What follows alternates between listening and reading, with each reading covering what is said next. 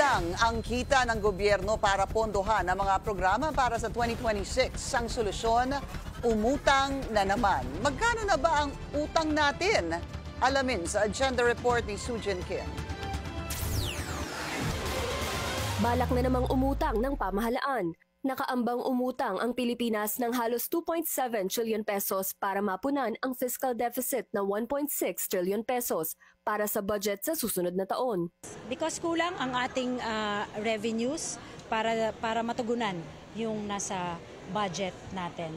Again, yung utang na yan will make sure na makakarating, sustainable, at makakarating doon sa mga programang mataas ang productivity. Ayon sa report, karamihan ay uutangin mula sa domestic firms, habang mahigit 20% ay sa foreign firms.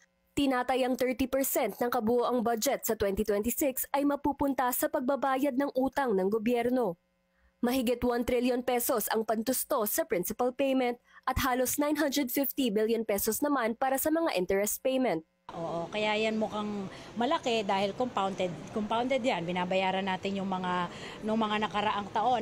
Dahil dito, inaasahang lalaki pa ang national debt at posibleng umabot sa mahigit 19 trillion pesos sa pagpasok ng 2026.